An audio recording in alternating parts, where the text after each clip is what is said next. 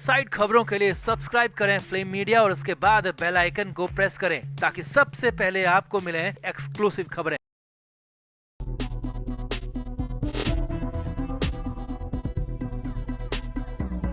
महाराष्ट्र सरकार के मंत्री नवाब मलिक की हालत लगातार खराब होती जा रही है। मलिक को पीएमएलए कोर्ट ने मुंबई की आर्थर रोड जेल भेजा था, लेकिन मलिक को पूरी उम्मीद थी कि बॉम्बे हाई कोर्ट से उन्हें राहत जरूर मिलेगी, उन्हें आफत से बचाया जाएगा। लेकिन हालात और ज्यादा खराब होते दिख रहे हैं। जी हां, नवाब मलिक की मुश्किल कम होने के बजाय बढ़ गई है। हालत यह है कि बॉम्बे हाई कोर्ट में मामला पूरी तरह से अटक गया है, उलझ गया है। मलिक कई तरह से फंस गए हैं और अटक गए हैं। तो क्या है मलिक की नई मुश्किल, क्या है नया अपडेट, आपको बताते हैं सब कुछ। आप भी इस वीडियो को शेयर करें और कमेंट करके अपनी राय जरूर दें कि क्या नवाब मलिक का बचना अब असंभव हो गया या फिर अभी भी नवाब मलिक कुछ न कुछ निकाल लेंगे रास्ता। कमेंट जरूर करें।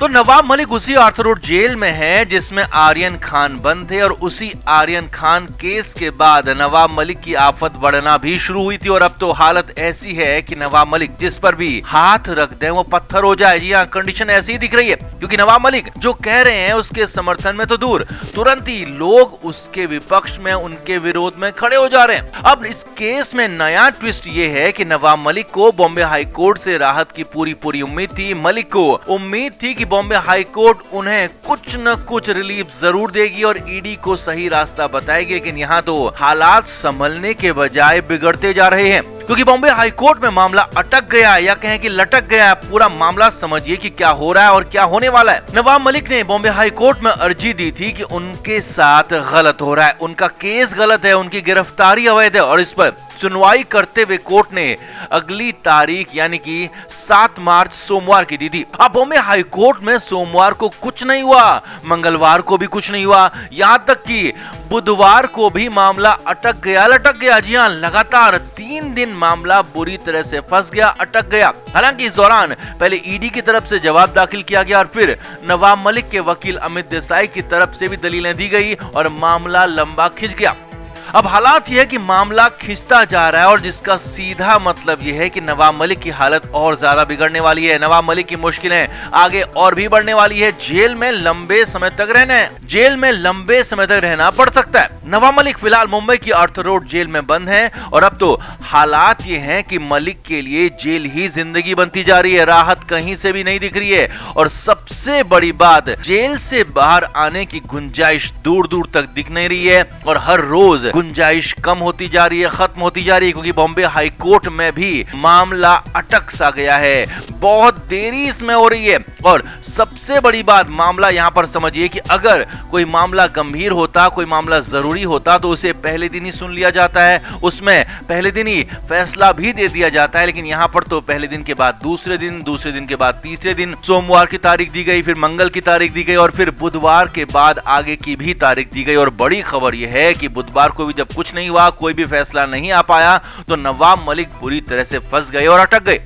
अब मलिक के लिए यहाँ पर मामला इतना आसान भी नहीं है क्योंकि मलिक भले ही महाराष्ट्र सरकार के मंत्री हैं तो उनकी ताकत का अंदाजा भी लगाया जा सकता है। लेकिन इतनी ताकत होने के बाद भी, इतनी पावरफुल होने के बाद भी और मलिक की इतनी अप्रोच होने के बाद भी नवाब मलिक के मामले में कोर्ट अच्छा या फिर बुरा कोई फैसला अब तक नहीं दे पाया है। बाकी बातें तो बहुत दूर की बात है। तो अब हालत यह है कि नवाब मलिक की डिमांड पर कोर्ट हैरान है और कोर्ट ने इसे लेकर सबूत और गवाह मांगे हैं क्योंकि नवाब मलिक ने साफ कहा है कि ईडी की कार्रवाई, ईडी की गिरफ्तारी गलत है, अवैध है, लिहाजा इसको तुरंत ही रद्द किया जाए। मगर कोर्ट इस पर सुनवाई से आगे ही नहीं बढ़ रही है। फैसला देना बहुत दूर की बात है, एक ऑपरेटिव तक नहीं दिया गया, यानी कि नवाब मलिक की मुश्किलें बढ़ ही रही हैं, उन्हें फिलहाल जेल में ही रहना है। अब यहाँ पर आपको एक और चीज बता दें कि पीएमएलए कोर्ट साफ कह चुकी है कि वो प्राइमरी तौर पर ये मानती है कि नवाब मलिक अपराध में शामिल थे। साथ ही साथ कोर्ट ने यह भी कहा था कि नवाब मलिक को लेकर जो भी ईडी ने सबूत और गवाह पेश किए हैं उन्हें माना जाता है और उनके आधार पर प्राइमरी तौर पर देखें तो ईडी के आरोप सही हैं। नवाब मलिक को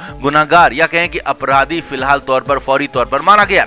अब हालात तो पूरी तरह से खराब है। नवाब मलिक को जो बॉम्बे हाई कोर्ट से राहत मिलने की उम्मीद थी वो भी पूरी तरह से खारिज ही दिख रही है, क्योंकि यहाँ पर अगर पीएमएलए कोर्ट की तरह हाई कोर्ट में भी ईडी की तरफ से सबूत और गवाह पेश किए जाते हैं तो फिर हर तरह से नवाब मलिक फंसते हुए दिखाई देंगे। तो आपका क्या कहना है? क्या बॉम्बे हाई कोर्ट से नवाब मलिक को कुछ राहत मिल पाएगी या फिर मलिक को आगे भी ऐसे ही जेल के अंदर ही अपनी सजा काटनी होगी या कहें कि अपने दिन काटने होंगे? कमेंट करके आप भी जरूर बताएं और वीडियो को शेयर भी करें।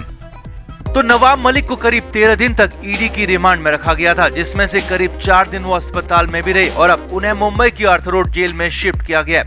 नवाब मलिक को जेल के अंदर 2 दिन से ज्यादा का वक्त बीत चुका है और फिलहाल 14 दिन जेल के अंदर ही रहना है। जेल के अंदर उनकी हालत खराब है। जेल की जिंदगी उन्हें बिल्कुल भी रास नहीं आ रही, लेकिन उन्हें जेल से राहत मिलने के बजाय फिलहाल तो आफत बढ़ती हुई दिख रही है, क्योंकि मलिक के केस में पहली बार कोर्ट ने मान लिया है कि हाँ, प्राइमरी तौर पर नवाब मलिक उस अपराध में शामिल थे जिसके आरोप ईडी ने लगाए। अब पूरा घटनाक्रम कोर्ट ने क्या क्या कहा सिलसिलेवार तरीके से आपको बताते हैं, समझाते हैं। सोमवार यानी कि 7 मार्च को मुंबई में पीएमएलए की स्पेशल कोर्ट में नवाब मलिक को लेकर सुनवाई हुई थी। उस दिन मलिक की रिमांड खत्म हो रही थी। मलिक को कोर्ट में पेश किया गया था और उसी दिन ईडी ने कोर्ट को बताया कि नवाब मलिक ने पूछताछ में बिल्कुल भी सहयोग नहीं किया।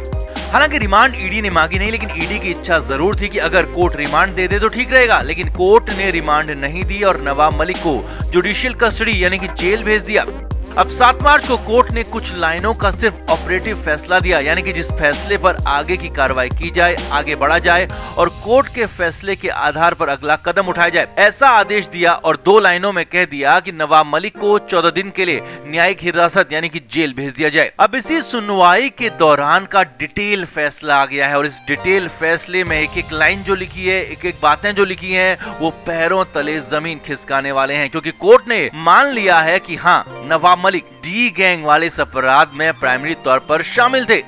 पीएमएलए स्पेशल कोर्ट ने अपने डिटेल आदेश में कहा है कि प्राइमरी तौर पर ऐसा साफ साफ दिख रहा है कि नवाब मलिक इस अपराध में शामिल थे। स्पेशल कोर्ट के जज आर.एन. रोकड़े ने अपने फैसले में कहा है कि गवाहों के बयान सबूतों के आधार पर प्राइमरी तौर पर यह साफ दिख रहा है कि नवाब मलिक उस अपराध में संलिप्त थे। उनकी संलिप्तता उस अपराध में थी जो कि डी गैंग के लोगों से संबंध को लेकर है, जिसका आरोप ईडी ने लगाया है। आगे देखिए, कोर्ट ने कहा कि अभी जांच शुरुआती स्टेज में है, अभी पूरी तरह से जांच होनी बाकी है। अभी सक्षम अधिकारी की तरफ से आय की भी जांच होनी है और ये जांच पूरी होने के बाद ही पूरा मामला साफ हो पाएगा। लेकिन शुरुआती जांच में गवाहों के बयानों के आधार पर जो दिख रहा है उसके मुताबिक नवाब मलिक की संलिप्तता इस अपराध में दिख रही है। अब यहाँ पर सबसे बड़ी और समझने वाली बात यह है कि ये बात किसी ईडी के अधिकारी ने या फिर किसी सरकारी वकील ने नहीं कही, बल्कि ये बात स्पेशल कोर्ट ने कही। यहाँ पर नवाब मलिक मामले की सुनवाई हो रही थी। नवाब मलिक को लेकर कोर्ट ने साफ साफ टिप्पणी दी, साफ साफ अपनी बात कही कि प्राइमरी तौर पर उनकी भागीदारी उसमें दिख रही है। Flame media report.